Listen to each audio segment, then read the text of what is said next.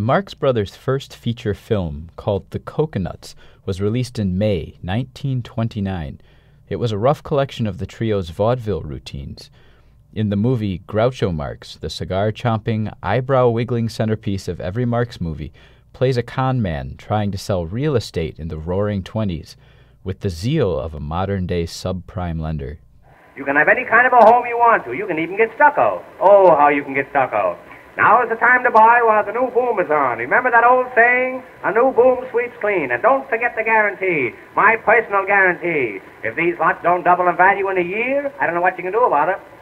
Only 5 months after The Coconuts hit theaters, the stock market crashed and property values collapsed. Groucho himself lost nearly $10 million by today's standards. And now, 80 years later, the Marx Brothers' childhood home here at 179 East 93rd Street is under threat. Standing on the Marx Brothers' front doorstep. Someone once compared this to standing on the field at Gettysburg. Not entirely certain that's the best comparison, but whatever. Hi. Susan Hefty greets me at the door of this tenement building where the Marx Brothers were raised. They lived on the 4th floor. In Harpo Marx's memoir, Harpo Speaks, he talks really lovingly about not only the house, but the block and the neighborhood. Marx recalls days spent dreaming about the beautiful upscale houses across the street and the imaginary lives of their residents. Hefty says she loves the mixed neighborhood for the same reasons. Almost 100 years since the Marx Boys played in the streets, but there's a new sound in the neighborhood now. Jackhammers. Construction workers are busy across the street from the old Marx family home, erecting a new condominium. Hefty walks me across the street to show me what remains next to the construction site. If you look up, you'll see these gorgeous old 19th century houses with their ornate cornices and the bay windows. I mean, they're just lovely, right? And you look up at that and you think, well, who in their right mind would ever do anything but restore it or, refurbish it? But you wouldn't think anybody would ever think of stupidly knocking it down. I mean, it's our history.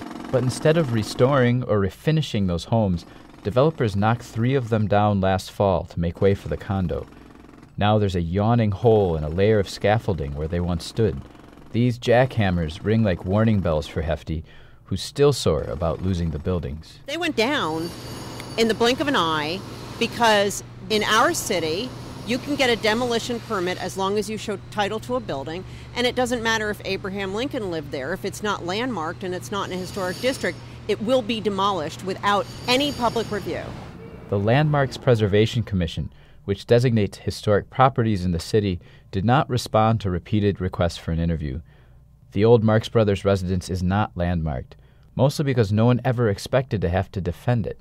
But it lies 60-odd feet from the Carnegie Hill Historic District, an area comprised of some 17 square blocks, all of which are protected from demolition or development without oversight. That protected status could actually put the Marx home at greater risk. Aggressive real estate developers tend to pursue land near historic districts because of their inherently high property values, according to Susan Hefty. That made us realize that all of these houses could be knocked down, and the Marx Brothers house could be knocked down. So she's trying to leverage the fame of her address to get an extension of the Carnegie Hill Historic District to include her street. It's at its heart a sentimental gesture. That's the Brooklyn-based creator of the Lost City blog. He goes by the pseudonym Brooks of Sheffield for reasons to do with publishing rights, so he didn't want to use his real name. The Lost City blog is an ongoing tally of extinct or soon-to-be extinct New York locations that have historical significance. Brooks explores in his blog the cultural fossil record of this centuries-old city. He says preservation is not just embalming, but rather it adds to an appreciation of the city's colorful past. If you preserve the building, what do? I mean, you go and you look at it. A person like me, I love to do that. I go and I see the building and I just think, how great is it that the place where the Marx Brothers were born and raised is still there, and I'm looking at it, and I do get something from that. It's hard to quantify, but I get something from that. And I get less of the Marx Brothers legacy by having nowhere to go. In October, Brooks was the first to flag a real estate listing for a tenement on the Lower East Side that had housed Tin Pan Alley, a collective of music publishers from the first decades of the 20th century. I ain't got nobody. They churned out some of the biggest standards of the so-called Great American Songbook, like I Ain't Got Nobody, here performed by Fats Waller. I'm so sad and lonely.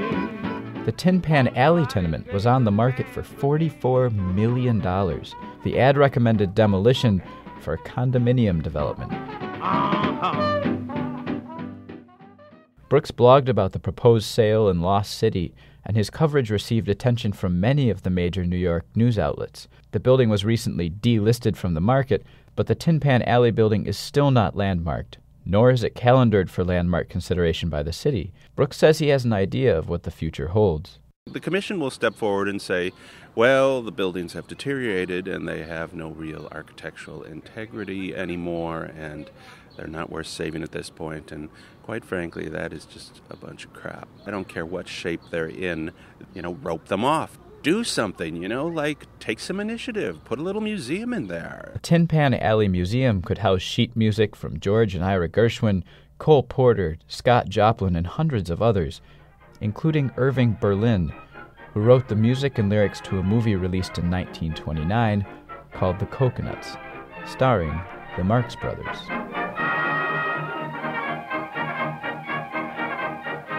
Currently, the Landmarks Preservation Commission is considering the petition to have the Marx Brothers house on East 93rd Street preserved. A neighborhood walkthrough, a formality in the landmarking process, is scheduled for next week. Another of New York's favorite comedic sons has come out to defend the house, Woody Allen. He sent a personal letter to the Landmarks Commission, saying a preserved Marx Brothers place would be evidence that New York has priorities other than profits, like laughs for starters. Dan O'Donnell, Columbia Radio News.